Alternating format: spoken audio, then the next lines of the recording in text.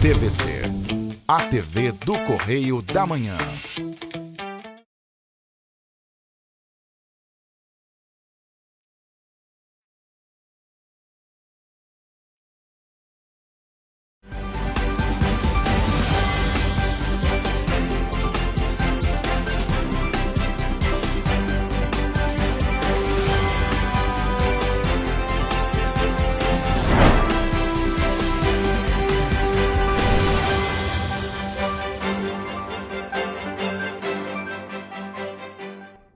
Olá, começa agora mais um Correio Petropolitano na TV, primeira edição.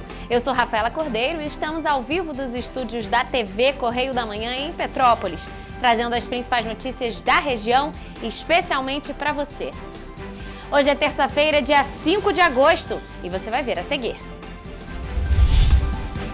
Corpo é encontrado no bairro São Sebastião, em Petrópolis. Incêndio atinge vegetação no Itamaraty, em Petrópolis. A apreensão de cocaína aumenta nos primeiros 6 meses do ano na BR-040.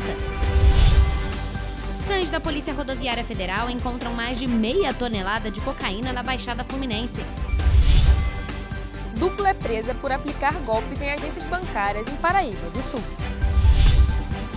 Homem é preso por tráfico de drogas em Nova Friburgo. Caso de violência doméstica e lesão corporal é registrado em 3 rios. Agora, o Correio Petropolitano na TV, primeira edição.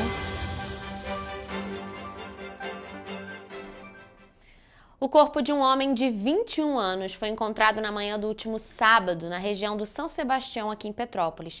De acordo com informações da Polícia Civil, o corpo pertence a um homem que havia sido dado como desaparecido na última terça-feira, dia 29 de julho.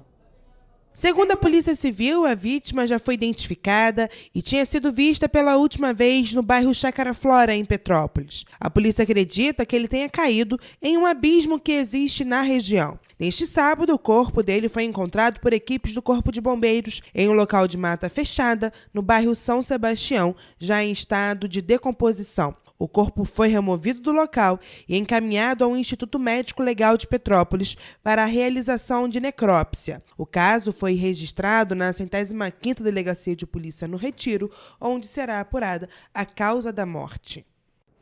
Bom, e nesta segunda-feira, um incêndio em vegetação atingiu a região do Itamaraty, também aqui em Petrópolis. Em vídeos que circularam nas redes sociais, é possível ver a proporção que as chamas atingiram e só foram contidas à meia-noite desta terça-feira.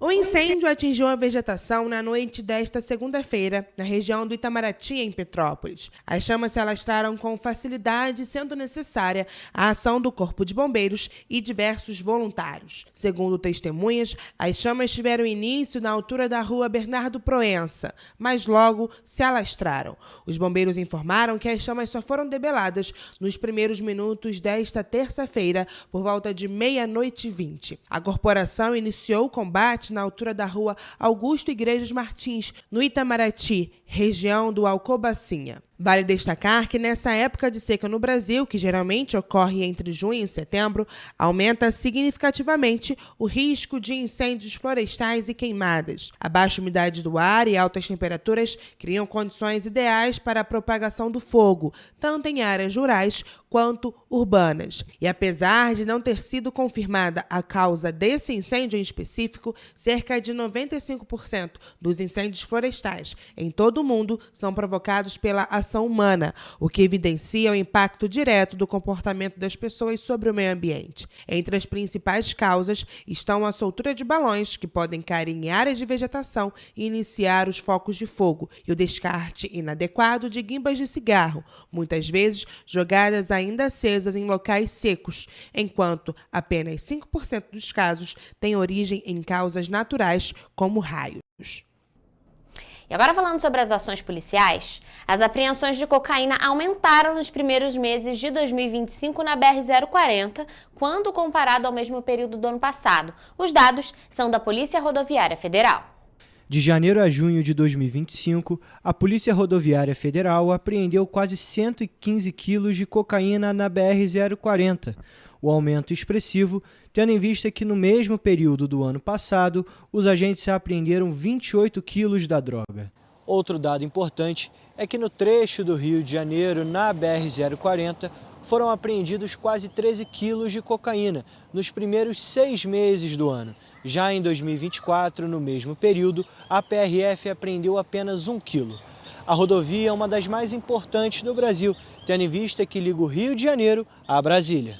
Ainda segundo a PRF, na BR-116, que passa por Teresópolis, na região serrana, foram apreendidos de janeiro a junho deste ano 290 quilos de cocaína.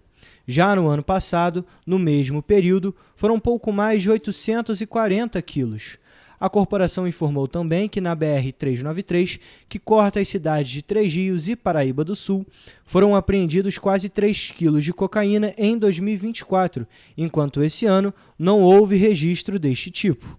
De acordo com o diretor de operações da PRF, Marcos Vinícius da Silva Almeida, o semestre foi produtivo. Onde nós conseguimos acompanhar toda essa mudança aí do crime organizado, né? Eles migram de locais e o nosso trabalho de inteligência foi muito bem feito, aliado à nossa atividade operacional, e conseguimos buscar o alinhamento entre as duas áreas e deu um resultado bastante positivo nesse primeiro semestre. No Brasil, o índice de cocaína apreendida cresceu quase 19% no primeiro semestre de 2025, se comparado a 2024.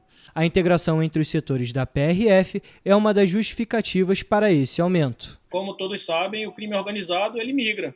Quando ele está sendo, quando há uma repressão em determinados locais, eles procuram outras rotas e nós temos que nos adaptar a essa modificação, né? Então, o trabalho de inteligência e alinhando os procedimentos, é claro, sem dúvida, vai dar sempre bastante resultado. As maiores apreensões do país ocorreram nos estados de Mato Grosso do Sul, Mato Grosso e Paraná. Em comum entre eles estão as fronteiras com outros países. O país nós temos 17 mil quilômetros de fronteiras secas, né, com outros países da América do Sul. E dentre eles, países que são produtores, né, da droga, que acaba escoando para a região do continente europeu, Oceania, para o norte-americano. Para o diretor de operações da PRF, combater o tráfico de drogas internacional é fundamental. Hoje a gente consegue fazer, não só nas fronteiras, mas um trabalho também devido à migração, né, do crime organizado. A gente está com grandes apreensões também na região Nordeste, na região do Rio de Janeiro também, né? Então, a Polícia Rodoviária Federal faz um trabalho forte e combate o crime internacional de tráfico de drogas. Bom, e ainda falando sobre a apreensão de cocaína, a Polícia Rodoviária Federal apreendeu mais de meia tonelada de pasta base de cocaína na BR-116 na Baixada Fluminense. O caso aconteceu nesta segunda-feira e a droga foi identificada por cães da corporação. Por volta das 2h da tarde, na altura do pedágio de Seropédica, uma equipe da PRF abordou um caminhão. Durante a fiscalização, suspeitaram do motorista, iniciaram uma revista mais detalhada e acionaram um grupo de operações de cães. A presença de cocaína foi identificada pelos cães Corona e Serena. Ao abrirem a carga, encontraram mais de 500 tabletes do entorpecente. De acordo com a PRF, havia aproximadamente 510 quilos de pasta base de cocaína, que seriam entregues na zona oeste do Rio. O motorista foi preso em flagrante e a ocorrência foi encaminhada à Polícia Federal. Bom, e agentes da Delegacia de Paraíba do Sul, em uma ação conjunta com a Polícia Militar, prenderam 2 integrantes de um grupo criminoso suspeito de aplicar golpes em agências bancárias em todo o estado do Rio. A ação foi realizada no último sábado no centro de Paraíba do Sul. Quem traz mais informações sobre este assunto para a gente agora é a repórter Mariana Braga. A ação ocorreu após a denúncia do crime na unidade policial de Paraíba do Sul. Flarantes, então, começaram a apurar a tentativa de golpe bancário em idosos na cidade. As investigações indicaram que os criminosos abordavam as vítimas e ofereciam ajuda. Durante a ação, um criminoso observava com atenção a senha digitada pela pessoa e, posteriormente a isso, aplicava os golpes. Em rápida comunicação entre as forças de segurança, foi feito um cerco policial. 2 criminosos foram capturados e presos e um terceiro, que estava em um veículo, fugiu, mas já foi identificado. Segundo os agentes, os homens já possuíam diversas passagens pelos crimes de estelionato, furto e associação criminosa. As investigações prosseguem para identificar os demais integrantes do grupo criminoso.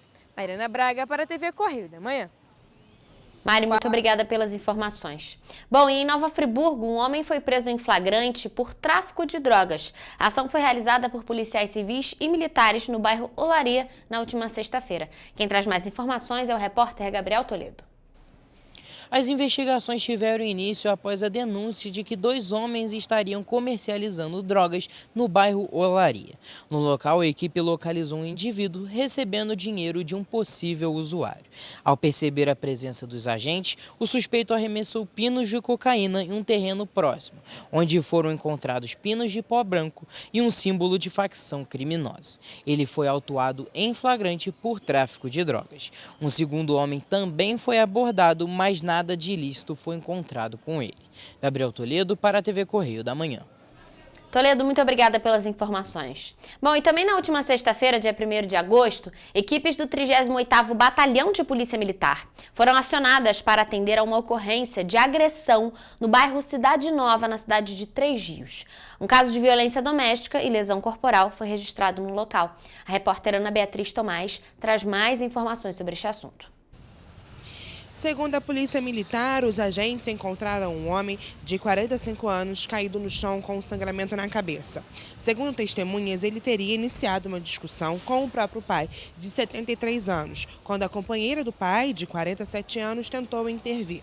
Durante o conflito, o agressor teria utilizado uma faca para atingir o pai, mas acabou atingindo a companheira dele, que foi ferida na mão. Em reação, o irmão do agressor, de 53 anos, desferiu um golpe com uma própria bengala na cabeça do irmão. No local, as vítimas receberam atendimento de equipes do Corpo de Bombeiros e do SAMU. O agressor foi conduzido ao Hospital de Clínicas Nossa Senhora da Conceição. A companheira do pai, de 47 anos, foi encaminhada ao ML de Correias, em Petrópolis, para realizar os exames de corpo de delito. O agressor permaneceu internado e custodiado por ter cometido agressão no contexto da Lei Maria da Penha. O caso foi registrado na 108ª Delegacia de Polícia em Três Rios. Ana Beatriz Tomás para a TV Correio da Manhã. Ana, muito obrigada pelas informações. Nós vamos agora a um rápido intervalo e você vai ver a seguir. O custo da CNH pode cair até 80% com um projeto em estudo nos transportes. O balcão de empregos da Prefeitura de Petrópolis oferece 99 vagas para esta semana. Rio de Janeiro ultrapassa a marca dos 60 mil empregos formais criados no primeiro semestre do ano, com os mais de 15 mil postos de trabalho gerados em junho. Gato é resgatado em prédio abandonado no Quitandinha, em Petrópolis. Onça parda é flagrada dormindo no Parque Estadual dos Três Picos. O Correio Petropolitano na TV, primeira edição, volta já. Petrópolis, uma cidade histórica, que agora tem um novo ponto de conexão. O Correio Petropolitano se renovou e leva o que de mais importante acontece na cidade, de maneira mais ágil e acessível. Acesse as notícias de Petrópolis de maneira rápida e prática, onde quer que você esteja. Fique por dentro dos acontecimentos da cidade, da política, da cultura e muito mais. Correio Petropolitano. A informação de qualidade a um clique de distância. Acesse www.correiopetropolitano.com.br. Rio de Janeiro, atração o ano inteiro. Tem descanso, tem folia. Noite e dia, alegria. Sol e praia, diversão. No prato ou copo, a festa, o bar, museu ou bloco. Show, cultura, história. Gravado na memória e no seu coração. Rio de Janeiro, vem se apaixonar.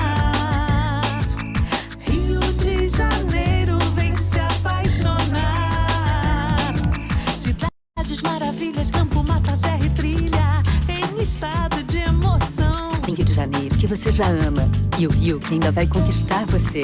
Apaixone-se pelo Rio. Rio de Janeiro, vem se apaixonar. Rio de Janeiro, vem se apaixonar. Governo do Estado do Rio de Janeiro. Enquanto você acha que alguma coisa deveria ser feita contra o racismo, a Alerj faz. As leis que você precisa, a Alerj faz. Baixe o aplicativo da Alerj e conheça seus direitos.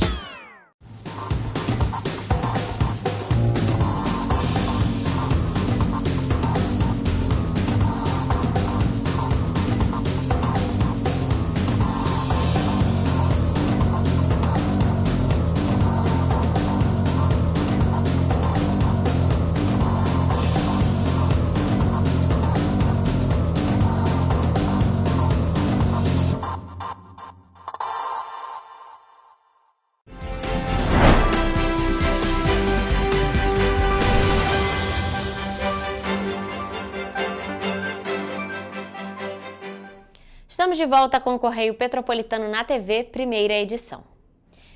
Bom, gente, o Tribunal de Contas do Estado do Rio de Janeiro multou o vereador e ex-diretor-presidente da Companhia Municipal de Desenvolvimento de Petrópolis, a CONDEP, Léo França, por irregularidades no edital de licitação para a contratação de uma empresa para instalar um sistema de videomonitoramento em pontos de descarte irregular de entulho em vias públicas da cidade.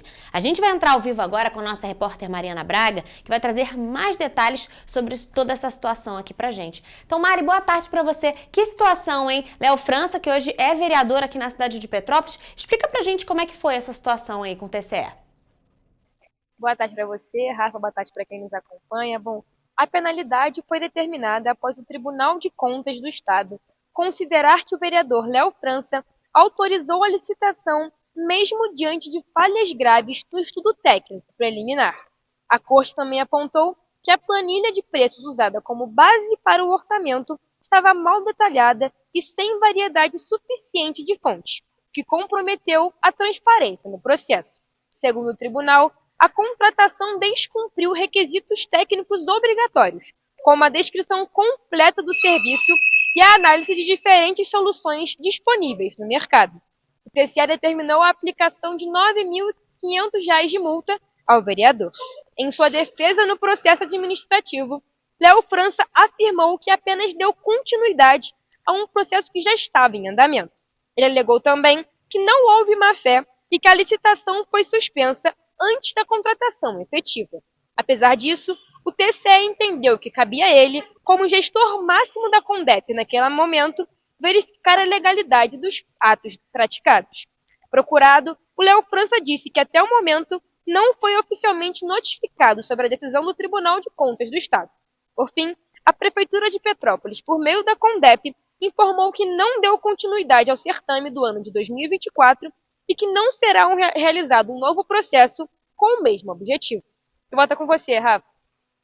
Mari, como você falou, só para a gente deixar destacado aqui, Léo França não é mais presidente da CONDEP, ele era no governo Rubens Bom Tempo, hoje em dia ele é vereador, mas ainda assim pega essa multa aí de R$ 9.500, como a Mari falou. Então, Mari, muito obrigada por suas informações. E eu acho legal a gente destacar aqui também que essa matéria foi destaque no nosso jornal Correio Petropolitano impresso desta terça-feira. E claro, para ler essa matéria completa, basta ir até uma banca aqui da cidade, comprar o seu exemplar e também acessar o nosso site em correiopetropolitano.com.br. Então, Mário, muito obrigada pelas informações e mais uma vez por sua participação aqui com a gente. Bom, gente, olha só, o custo de uma carteira nacional de habilitação, atualmente na faixa de R$ 3.200, pode ser reduzido em até 80% para as categorias A e B, respectivamente, para motos e carros. É o que prevê um projeto que está sendo elaborado pelo Ministério dos Transportes e que pretende acabar com a obrigatoriedade das aulas nas autoescolas. De acordo com o Ministério dos Transportes, o objetivo é democratizar o acesso da população à CNH, facilitando inclusive a qualificação para atividades profissionais, em especial para aqueles que buscam o primeiro emprego. Em Petrópolis, segundo o Detran, 99.335 pessoas estão habilitadas com a carteira B para carros. Em relação a motos, 2.283 condutores são habilitados apenas na categoria A. Além disso, 30.497 pessoas possuem a carteira A e B para ambos os veículos. A medida é vista com bons olhos para alguns petropolitanos. Seria uma boa, isso aí eu aprovo. Estou de acordo, entendeu? Até porque eu tenho minha habilitação, perdi um bom tempo na aula teórica, né? E assim, muitas das vezes a pessoa quando vai para fazer, ele já sabe dirigir. Eu acho muito bom porque nem todo mundo tem tempo, né? Ainda mais na correria do Brasil que todo mundo precisa trabalhar. Então eu acho que estudaria em casa no tempo que tinha necessário para estudar e fazer a prova. Tem muita gente que não tem condições nenhuma de ter CNH.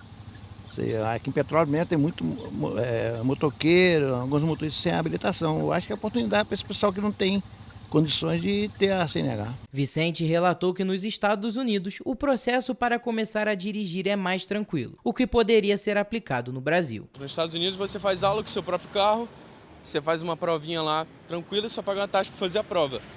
E eu acho que não é tão necessário ter que fazer 20 aulas de autoescola para você tirar sua carteira. Isso é um atraso para as pessoas. O ministro dos Transportes, Renan Filho, informou que, pelo projeto, as autoescolas continuariam oferecendo as aulas, ainda que não mais obrigatórias. Atualmente, são exigidas, no mínimo, 20 horas de aulas práticas. Já a exigência de aprovação nas provas teórica e prática dos departamentos de trânsito vai ser mantida. De acordo com o levantamento do Detran, 125.883 carros, além de 34.839 motos circulavam pelas ruas de Petrópolis até junho de 2025. Dados do Ministério do Transporte indicam que 54% da população brasileira não dirige ou dirige sem habilitação. Dessa forma, ter um acesso mais democrático e com menos custo para ter a carteira de habilitação pode ajudar a aumentar a segurança no trânsito. Não correria esse risco de estar dirigindo sem ela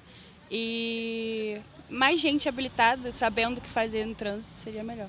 O projeto precisa ainda passar pelo crivo da Casa Civil da Presidência da República. Caso seja aprovado, o projeto vai ser regulamentado através de uma resolução do Conselho Nacional de Trânsito. E bom, gente, agora falando em oportunidade, a Prefeitura de Petrópolis, por meio do Balcão de Empregos, está oferecendo 99 vagas de emprego entre esta segunda e sexta-feira, dia 10 de agosto. Os candidatos podem realizar o cadastro dos currículos no site oficial da Prefeitura. São 33 oportunidades de primeiro emprego que não exigem experiência, em vagas para ajudante de depósito, auxiliar de cozinha, balconista de laticínios, balconista, costureira, cozinheiro, estagiário, estofador de móveis, mecânico automotivo, operador de estacionamento, recepcionista de hotel e repositor. O balcão desta semana também conta com 4 vagas destinadas a pessoas com deficiência para repositor. Os candidatos podem realizar o cadastro dos currículos no site da Prefeitura em petrópolis.rj.gov.br. A lista completa de vagas e pré-requisitos estão disponíveis no site correiopetropolitano.com.br. E ainda falando sobre o mercado de trabalho, o Rio de Janeiro ultrapassou a marca dos 60 mil empregos formais criados no primeiro semestre deste ano, com os mais de 15 mil postos de trabalho que foram gerados agora em junho.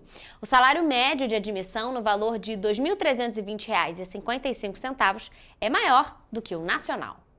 O Rio de Janeiro se mantém entre os 3 estados que mais empregam no Brasil. Fechou o primeiro semestre do ano com a geração de 60.684 postos de trabalho com carteira assinada. E nos últimos 12 meses, foi responsável pela criação de mais de 112 mil empregos formais. Somente em junho deste ano, gerou 15.363 vagas de emprego seletista. O estado do Rio também se destaca com o salário médio real de admissão, sendo de R$ 2.320,55, acima do nacional, que ficou em R$ 2.278,37. Os dados são do novo Cadastro Geral de Empregados e Desempregados, o novo CAGED, divulgado na tarde desta segunda-feira pelo ministro do Trabalho e Emprego, Luiz Marinho. O Observatório do Trabalho da Secretaria de Estado de Trabalho e Renda identificou que todos os 5 setores de atividade econômica analisados apresentaram saldo positivo em junho. Destaque ficou com o setor de serviços, seguido pelos setores de comércio, construção, indústria e agropecuária. Entre os municípios que mais criaram postos de trabalho em junho estão Rio de Janeiro, Niterói, Campos dos Goitacazes, Angra dos Reis e São Gonçalo. De acordo com o novo CAGED, as mulheres ocupavam 42% dos empregos gerados, enquanto os homens ficaram com 58%. Por idade, o maior saldo de vagas foi preenchido por jovens entre 18 e 24 anos. Por grau de instrução, a maioria dos postos foi ocupada por pessoas que possuem um ensino médio completo. Bom, e agora mudando de assunto, a Coordenadoria do Bem-Estar Animal da Prefeitura de Petrópolis resgatou um gato que estava preso no telhado do 4º andar de um prédio abandonado no Quitandinha. A ação aconteceu no último sábado e foi desencadeada a partir de uma denúncia feita por moradores da região. Quem vai trazer mais informações sobre este caso para a gente agora é a repórter Mariana Braga. A operação contou com o apoio da Polícia Militar, que acompanhou a entrada das equipes no prédio desocupado no bairro Quitandinha, em Petrópolis. Os moradores ao redor ficaram sensibilizados com a situação do animal, que estava há dias no local, sem acesso à água ou alimento. O prédio onde ele estava não possui moradores, o que dificultava ainda mais o acesso. Com o devido respaldo legal e cuidados técnicos, o resgate foi realizado com sucesso e o gato foi retirado em segurança. Segundo a Coordenadoria de Bem-Estar Animal, ele está em boas condições de saúde aparente e foi encaminhado para avaliação em uma clínica veterinária. Após o atendimento, o animal vai ficar sob cuidados de protetores independentes que vão acompanhar seu processo de habilitação e acolhimento. De Petrópolis, Mariana Braga para a TV Correio da Manhã. Mari, muito obrigada pelas informações. Bom, gente, e uma onça parda foi flagrada dormindo no Parque Estadual dos Três Picos. Esse caso aconteceu na sede de Jequitibá, que está localizada em Cachoeiras de Macacu, aqui na região serrana, neste fim de semana. No vídeo, divulgado através do perfil do Parque Estadual dos Três Picos, nas redes sociais, é possível ver uma onça pintada se aproximando. Depois, o animal decide deitar e acaba dormindo logo em frente à câmera, localizada na sede do Jequitibá, em Cachoeiras de Macacu. Ainda no mesmo registro, um cachorro do mato aparece e fareja o local onde a onça havia dormido na noite anterior. Importante lembrar que, neste ano, o Instituto Estadual do Ambiente, o INEA, voltou a registrar a presença de onça pintada, após 5 décadas. Na ocasião, o animal foi visto em Valença, no interior do estado do Rio de Janeiro. Nós vamos agora a um rápido intervalo, mas não saia daí porque a gente volta daqui a pouquinho com o Correio Esportivo. É já já!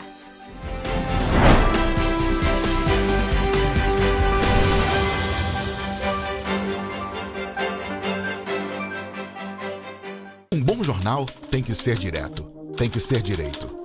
Não ser de esquerda ou de direita, mas direito. É ter coragem de informar a verdade e não impor a sua verdade. É respeitar a inteligência do leitor e vontade do eleitor. Correio da Manhã, um jornal que há 123 anos tem a coragem de ser direto e direito. Em uma banca perto de você.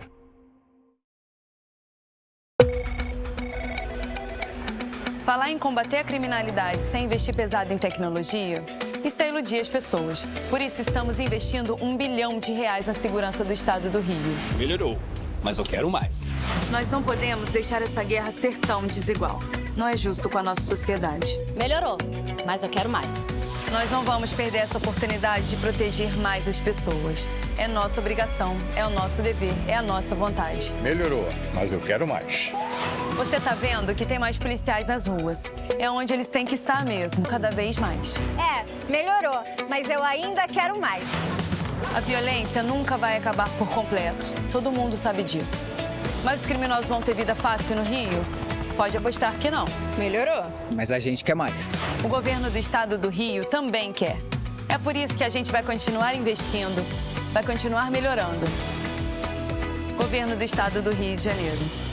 Petrópolis, uma cidade histórica que agora tem um novo ponto de conexão. O Correio Petropolitano se renovou e leva o que de mais importante acontece na cidade, de maneira mais ágil e acessível. Acesse as notícias de Petrópolis de maneira rápida e prática, onde quer que você esteja. Fique por dentro dos acontecimentos da cidade, da política, da cultura e muito mais. Correio Petropolitano. A informação de qualidade a um clique de distância. Acesse www.correiopetropolitano.com.br.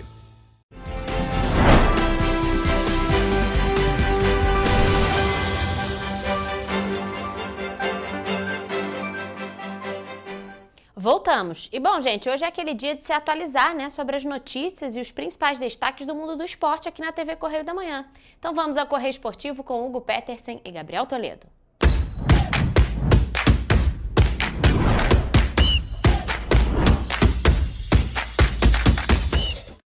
Começamos agora mais um Correio Esportivo, o momento de focar em esportes aqui na TV Correio da Manhã. Na edição de hoje nós vamos focar em muita coisa, inclusive em glórias brasileiras. Vamos falar da final da Copa América Feminina, de Fórmula 1, vôlei, ping-pong e também, é claro, sobre o giro pela rodada com os cariocas no Brasileirão.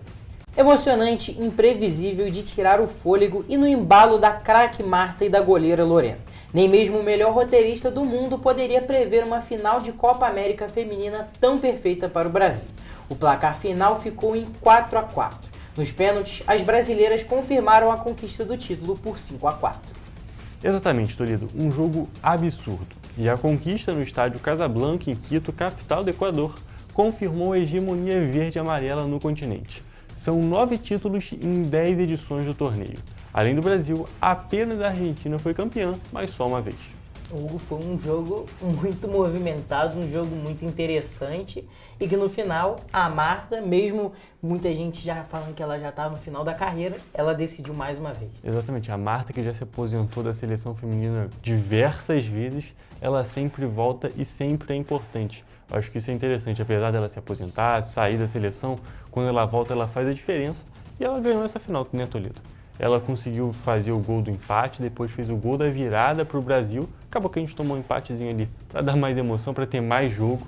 E só que nas cobranças de pênalti fomos campeões. E se a Marta é a rainha do futebol feminino, a seleção brasileira são as rainhas aqui da América. Exatamente. A Marta, assim, a gente já pode comparar ela com grandes nomes, né? Isso é claro. Infelizmente, ela não ganhou nenhum ouro olímpico. Chegou perto na última edição das Olimpíadas, infelizmente, ficou muito perto. Eu pensei que ela ia desistir da seleção brasileira, não foi o caso e conseguiu mais um título. Exatamente, apesar de não ter ganhado Copa do Mundo, nem ouro olímpico, o individual dela é muito impressionante, a representatividade que ela tem para o futebol feminino aqui no Brasil e também para todo mundo. A Marta é um verdadeiro ícone e é o maior nome, na minha visão, do esporte do futebol feminino. A gente tem, é claro, com sobras, a gente tem grandes nomes lá de fora, é claro, a gente tem que ser considerado também. Mas aqui no Brasil, e o maior de todos, a maior de todas, é claro, é a Marta, é a nossa rainha. E 9 títulos, né, Toledo? 9 títulos em 10 competições é algo que tem que ser muito considerado. Se o Brasil é a maior seleção do futebol masculino, no feminino, pelo menos na América do Sul, nós somos também e com muita sobra. Exatamente, sobra muito porque perder só um título, o Brasil, quando perdeu para a Argentina, foi vice, ou seja, estava em todas as finais. Ou seja, um retrospecto com certeza absurdo. Agora falando sobre o jogo foi muito movimentado, 4-4. Não é raro a gente ver isso normalmente. Em final é mais ainda. E foi um jogo muito bom, o Brasil teve alguns erros, teve um gol contra bizarro durante o jogo também, mas o jogo foi muito bom, foi um entretenimento, foi um jogo digno de seleção brasileira. E foi um jogo bom de se assistir, porque nunca dava pra saber o que ia acontecer. Teve golaço da Marta, um gol absurdo. Teve um golaço de falta também, o 4-4, né? O quarto gol da Colômbia. É um gol de falta muito bonito também. Teve um pênalti que uma jogadora deu uma cabeçada no queixo da outra. É assim, teve de tudo nesse jogo, teve confusão. Foi uma partida de futebol do mais alto nível. Exatamente.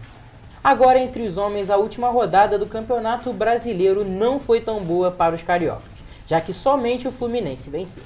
E o Fluminense desencantou no Brasileirão. Na noite deste sábado, o tricolor recebeu o Grêmio no Maracanã e com gol de Everaldo venceu por 1-0 pela 18ª rodada da competição. Esta foi a primeira vitória do time carioca no Brasileirão desde o Mundial de Clubes, encerrando uma sequência de 4 derrotas consecutivas. E outro carioca que não venceu foi o Flamengo, mas que teve um péssimo resultado para a disputa da liderança. O Flamengo empatou com o Ceará por 1-1 no domingo no Castelão, mas manteve a liderança do Brasileirão. De todo modo, viu o Cruzeiro colar mais uma vez na disputa. Toledo, a gente comentou isso da última vez. No Mundial mandaram o Everaldo chutar, ele não chutou no Mundial, porém voltou aqui, teve uns jogos ali ruins, só que do nada desandou a fazer gol. Tá chutando, tá fazendo belos gols, um gol muito bonito inclusive, é um gol que pode não parecer tão difícil, não é tão plástico quanto os que ele fez contra o Internacional, mas esse gol contra o Grêmio é um gol muito difícil de se fazer e um gol, na minha visão, muito bonito. 3 gols em 2 jogos, a fase dele tá boa. Exatamente. Não sei se o torcedor tricolor tem tanta expectativa de ter um 9 como o Everaldo. Eu acho que o torcedor espera um pouco mais de um camisa 9 do tricolor, mas assim, é um resultado muito importante, principalmente para o psicológico. O Fluminense já estava com um psicológico um pouco mais abalado, estava vindo de 4 derrotas seguidas, aí pegou os gaúchos e se recuperou. Exatamente, 2 jogos, 2 vitórias, resultados muito positivos, e agora vai pegar o Internacional de novo para tentar confirmar a classificação, e agora aqui no Maracanã. Tem que confirmar realmente essa boa fase. O time do Fluminense é um time qualificado, não vou dizer que é um time que tem uma grande profundidade, muitas vezes quando faz a substituição não consegue manter muito nível, porém quando os reservas estão fazendo a diferença, é isso que importa. E esse é o caso do Everaldo, por exemplo. Que o Everaldo, apesar de ser o camisa 9, estar jogando, o titular da posição, teoricamente, é o Cano. Exatamente. E ele não estava conseguindo, o Cano não está conseguindo botar tanta intensidade no jogo. Aí o Renato Gaúcho está colocando o Everaldo e a situação para ele estava um pouco complicada, só que agora está começando uma boa fase. Então eu acho que esse é o papel do reserva que o reserva tem que ter. Quando precisa tem que entrar e tem que fazer pelo menos a mesma coisa do titular. E ainda nesse embalo de falar de reservas, agora a gente tem que falar sobre o Flamengo. O Flamengo empatou em 1-1, péssimo resultado, ainda mais pela disputa ali na liderança. Inclusive, na minha visão, foi muito prejudicado pelas mudanças do Felipe Luiz, que não foram tão boas e tão eficazes. Exatamente, o time não conseguiu lidar tão bem com essas mudanças, estava muito alterado, o time terminou o jogo completamente desfigurado, não conseguiu manter a mesma intensidade de maneira alguma, e esses 2 pontinhos podem fazer a diferença, porque apesar de estar na liderança e ter um jogo a mais, o Cruzeiro está jogando muito bem. E pode ser que chegue uma hora que essa conta vai ter que ser paga. Exatamente. Falando sobre essas mudanças ainda, não consegui entender a mudança para colocar o Vitor Hugo no jogo. O Vitor Hugo estava emprestado e já chegou e jogou ali. Para mim não faz o menor sentido. É realmente uma situação complicada e o Flamengo tem que abrir o olho porque esse ano as coisas estão bem disputadas. Tem outros times jogando bem. O Botafogo e o Palmeiras não estão tão lá em cima na tabela, mas tem que sempre ficar de olho, que às vezes o time não está lá em cima, mas do nada cola na liderança. E o Cruzeiro, é claro, é o grande adversário do Flamengo nesse momento. Então o Flamengo tem que abrir o olho, fez ótimas contratações, tem um time muito qualificado, é o time mais qualificado que a gente tem aqui no país. Só que não adianta ser qualificado e empatar com o Ceará. Exato, e agora o Flamengo joga contra o Atlético Mineiro nessa quarta-feira e a gente traz o resultado na próxima edição. E agora, partindo para os resultados ruins, o Vasco chegou à 7ª partida sem vitória desde a pausa para a Copa do Mundo de Clubes e a 3ª derrota desde a volta. Mas o contexto do jogo contra o Mirassol conseguiu ser ainda mais cruel com o time comandado por Fernando Diniz, que ficou com a sensação de nadar e morrer na praia, após sofrer 2 gols em menos de 10 minutos, conseguir empatar fora de casa, mas levar o gol derradeiro no final do confronto. Final do jogo, Mirassol 3, Vasco 2. E o outro carioca que perdeu foi o Botafogo, que foi derrotado pelo Cruzeiro por 2-0 também no domingo. O resultado marcou a primeira derrota do time carioca como mandante no campeonato em mais de um ano. O Glorioso estava invicto no estádio Newton Santos há 16 partidas consecutivas. Olha, Toledo, a situação do Vasco já é uma situação conhecida. O time consegue jogar bem, consegue fazer, ou não necessariamente jogar bem, consegue fazer boas jogadas, e enfim.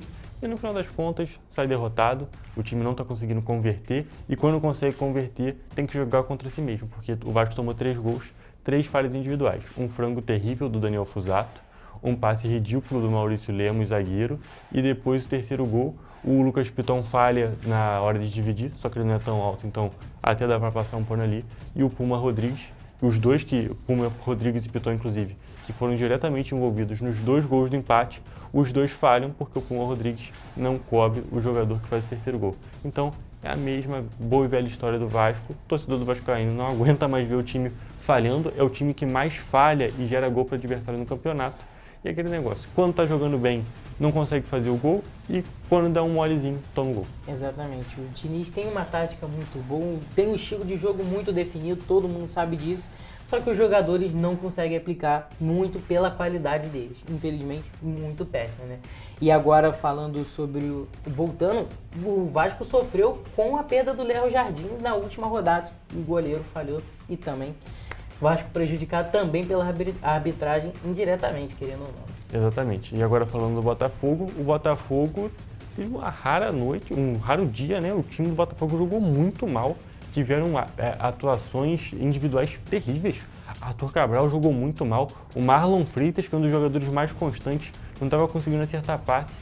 Foi uma atuação muito estranha do Botafogo, muito claro por conta da ótima atuação do Cruzeiro, que jogou muito bem, conseguiu aplicar seu modo de jogo.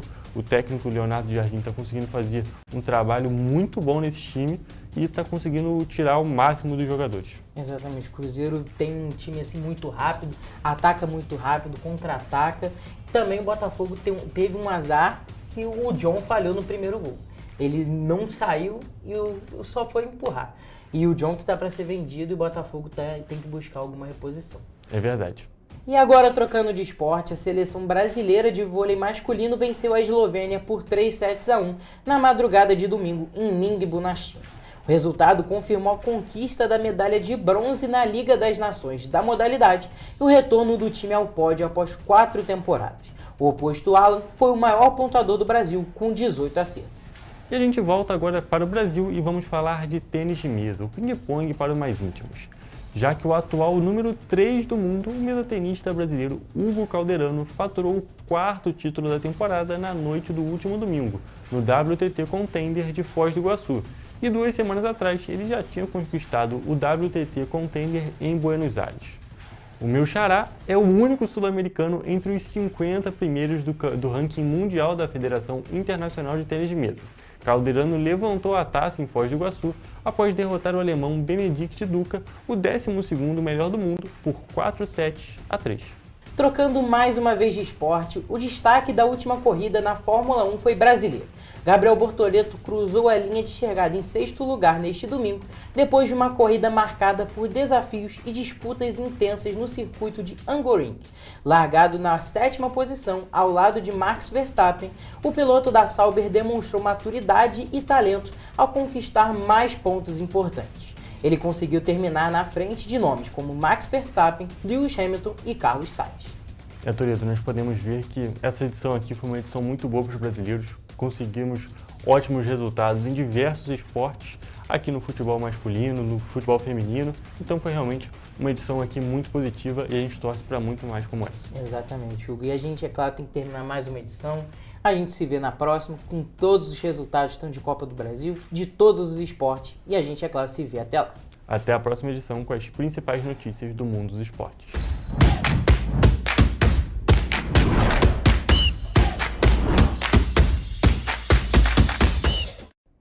Na quinta-feira, os meninos voltam com mais atualizações sobre o mundo do esporte. Mas agora nós vamos a um rápido intervalo e você vai ver a seguir. Defensoria Pública do Estado do Rio de Janeiro vai à Justiça pela criação de delegacia especializada de atendimento à mulher em até 180 dias. Prefeitura de Petrópolis intensifica a vacinação contra o HPV. Nutricionista explica o papel da terapia no combate à seletividade alimentar. O Correio Petropolitano na TV, primeira edição, volta depois do intervalo. Enquanto você pensa que poderia ganhar igual aos homens, a Alerj faz. As leis que você precisa, a Alerj faz.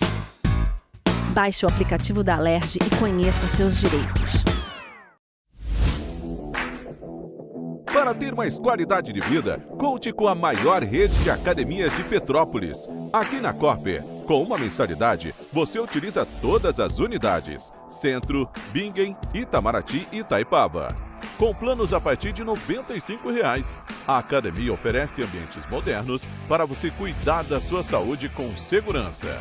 Os espaços contam com dezenas de aparelhos de musculação, diversos equipamentos para aeróbico e funcional, além, é claro, de profissionais qualificados e uma extensa grade de aulas coletivas, que inclui dança, bike, jump, wolf fit, step fit, entre outras. Nossas estruturas são equipadas com salas de musculação e aulas coletivas, salas de avaliação física e nutricional, vestiários e estacionamentos amplos. Venha nos fazer uma visita e surpreenda-se!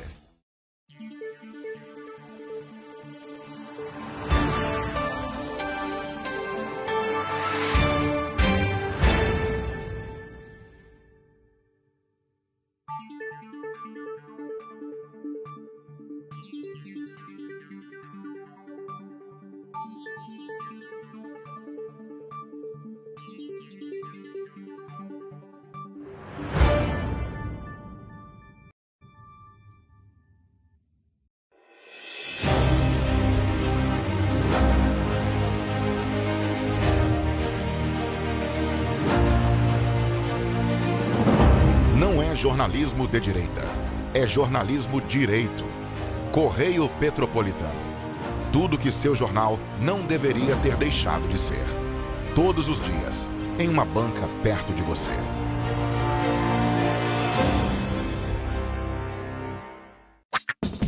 Enquanto você imagina que poderia rolar desconto na conta de luz, a Alerj faz.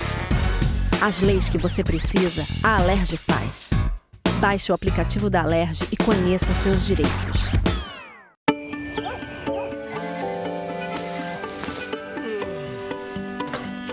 Meu pai é um cara muito corajoso. Ele luta contra o mal igualzinho um super-herói. Ele não usa capa, mas tem um uniforme muito legal e vários equipamentos especiais. Ele também tem super veículos e quando precisa, ele pode até voar. Meu pai me disse para não ter medo, que as coisas estão melhorando. E eu acredito no que ele me fala. É, e os resultados já estão aparecendo. Mas o governo do estado do Rio quer mais. Por isso, estão sendo investidos R$ 1 bilhão na nossa segurança, com ações em todas as regiões do estado. A gente não está aqui dizendo que a guerra contra o crime está ganha. Ainda tem muita coisa a ser feita. Mas aqui no Rio, os criminosos não vão ter vida fácil. Pode acreditar nisso. Governo do Estado do Rio de Janeiro.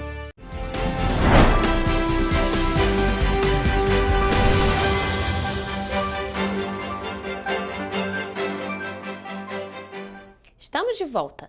Gente, olha só, a Defensoria Pública do Rio de Janeiro ajuizou na última sexta-feira uma ação civil pública para cobrar do Estado, em caráter de urgência, medidas que assegurem a instalação e o pleno funcionamento em até 180 dias da primeira Delegacia Especializada de Atendimento à Mulher, a DEAN, aqui em Petrópolis. Segundo dados do dossiê Mulher, apenas em 2023, 2.848 mulheres foram vítimas de violência doméstica e familiar em Petrópolis. A Defensoria Pública do Rio requer que, em até 30 dias, o Estado apresente um plano detalhado com cronograma para a abertura da Delegacia Especializada de Atendimento à Mulher. Nesse plano deve conter ainda a definição do imóvel, as etapas da obra, a previsão de contratação de funcionários e aquisição de equipamentos. Nós entramos com ação civil pública para obrigar o Estado a construir uma DEAN na cidade de Petrópolis. E a gente fez isso amparado na lei, porque a Lei Maria da Penha prevê que o poder público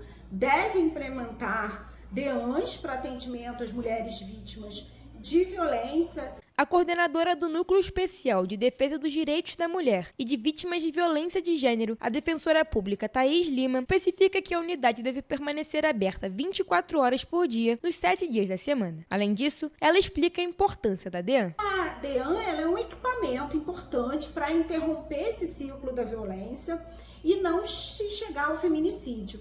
A DEAN, ela, por ser especializada, ela só atende mulheres, por ter um atendimento mais humanizado para essas mulheres, ela é vista como um lugar seguro para a mulher fazer a denúncia. Em comparação com os números do dossiê Mulher de 2023, Petrópolis teve um aumento de 246 mulheres vítimas de violência doméstica e familiar, o que significa um crescimento de 9,45%. Essa ação civil pública é uma ação amparada na lei, em dados, em números, e é uma política que busca a implementação de uma política pública extremamente importante e urgente para todas as mulheres. Petrópolis é uma cidade com mais de 300 mil habitantes e não possui uma DEAN. E é a única entre as 9 cidades com maior número de violência que não conta com esse equipamento público essencial. As vítimas que buscam atendimento especializado são forçadas a deslocar para Nova Friburgo ou Duque de Caxias. Ainda segundo dados do dossiê Mulher, a violência sexual passou de 147 vítimas para 172 vítimas, um aumento significativo. Esse crescimento no número de vítimas de violência doméstica e familiar em Petrópolis já vem sendo registrado há alguns anos e mostra a importância da criação de uma DEAN no município. Bom, e a nossa equipe questionou o Estado para saber se há uma previsão para a criação da DEAN aqui no município de Petrópolis, mas até o fechamento desta edição não obtivemos nenhum retorno. Bom, ainda falando sobre Petrópolis, a Prefeitura está intensificando a partir desta terça-feira, dia 5 de agosto, a vacinação contra o HPV em adolescentes com idades de 15 a 19 anos. Olha só.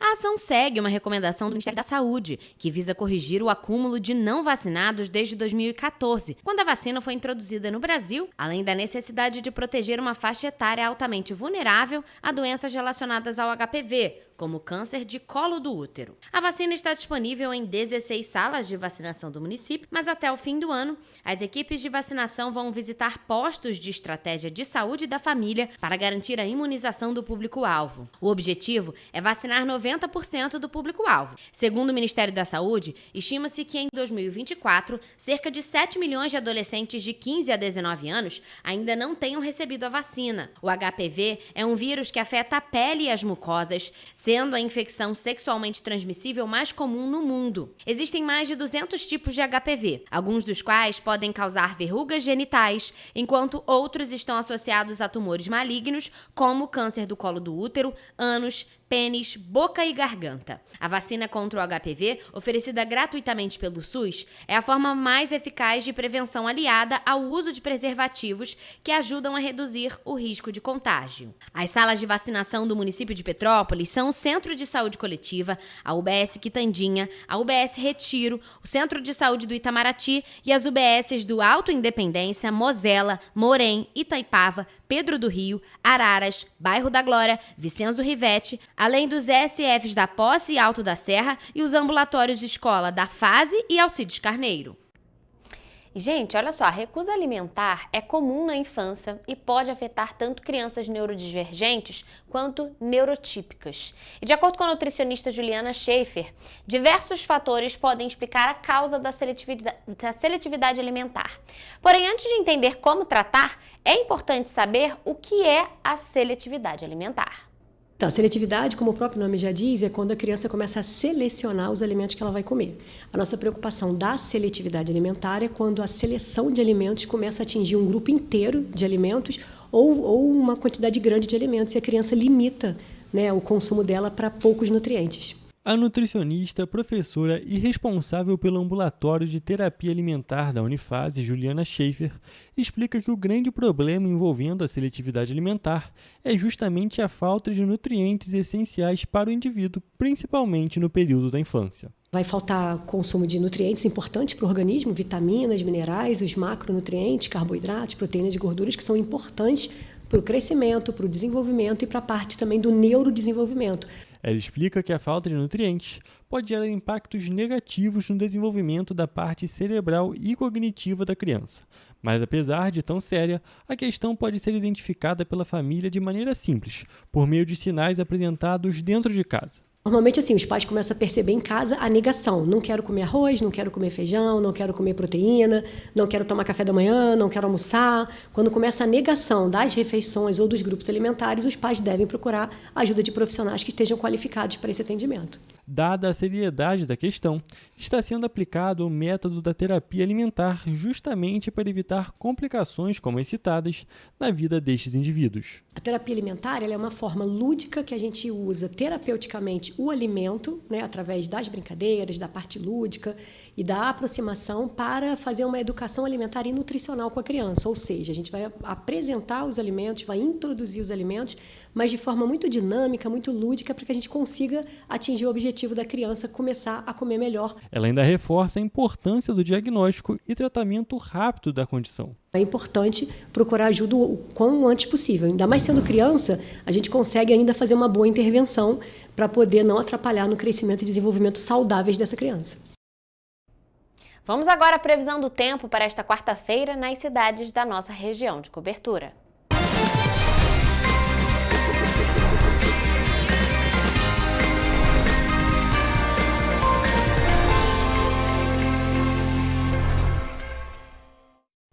Mais um dia chegando ao fim do nosso jornal, mas antes de qualquer coisa, a gente vai trazer claras informações para a previsão do tempo para amanhã aqui nas cidades da nossa região de cobertura. E eu já estou aqui ao vivo com a Ana Beatriz Tomás, que, claro, vai trazer as informações para a gente. Então, Ana, boa tarde para você. Amanhã é quarta-feira, estamos nos encaminhando aí para metade da semana. Como é que está a previsão para amanhã? Boa tarde, Rafa. Boa tarde para você de casa que nos acompanha. É isso mesmo, mais uma semana voando e amanhã já chegamos no meio da semana. Bom, a quarta-feira em Nova Friburgo tem previsão de sol com muitas nuvens e pancadas de chuva à tarde. Muitas nuvens à noite, mas já sem chuva. As temperaturas devem variar entre a mínima de 10 e a máxima de 19 graus. Em Teresópolis também sol com muitas nuvens, pancadas de chuva à tarde que seguem até a noite. Os termômetros devem variar entre a mínima de 11 e a máxima de 19 graus. Em Petrópolis vai ser como em Teresópolis, também com um dia de sol, muitas nuvens e as pancadas de chuva à tarde e à noite. As temperaturas devem variar entre a mínima de 12 e a máxima de 19 graus. Já em Paraíba do Sul, diferente da região serrana, não vai chover nesta quarta-feira. A previsão é de muitas nuvens o dia todo com aberturas de sol. Os termômetros devem variar entre a mínima de 14 e a máxima de 24 graus. E para finalizar a nossa previsão do tempo, 3 dias de amanhã, o dia será de sol com algumas nuvens, névoa ao amanhecer e noite com poucas nuvens, também sem chuva. As temperaturas podem variar entre a mínima de 14 e a máxima de 25 graus. Então, Rafa, as temperaturas aí seguem um pouquinho mais amenas. Aqui na região serrana elas têm uma leve queda, né? A mínima chega aí um pouquinho mais abaixo do que registramos hoje, mas diferente. Amanhã, quarta-feira, contamos então com um dia de chuva aqui para a cidade da região serrana. É isso mesmo, Ana. A gente repara que já a região serrana já é mais fria mesmo do que Paraíba do Sul e Três Rios, mas com a chegada da chuva, as temperaturas também caem um pouquinho, principalmente em relação à segunda e hoje, terça-feira, que a gente tinha falado, né, que as temperaturas estavam um pouquinho acima. Então, gente, para amanhã, região serrana, ó, uma leve queda nas temperaturas e chuva. Então, ó, prepara o guarda-chuva que amanhã vai precisar estar na bolsa. Então, Ana, muito obrigada por suas informações e essa foi a previsão do tempo para esta quarta-feira nas cidades da nossa região de cobertura.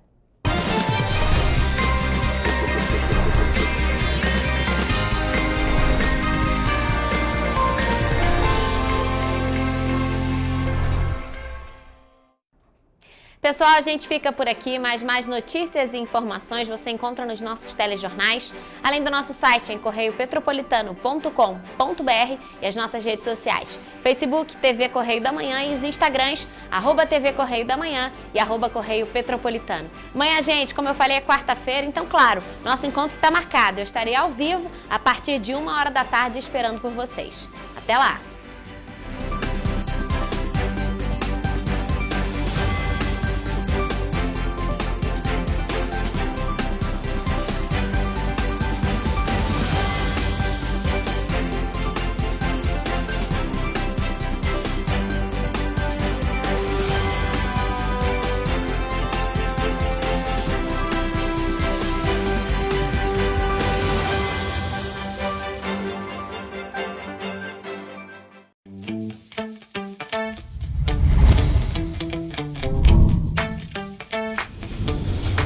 TVC, a TV do Correio da Manhã.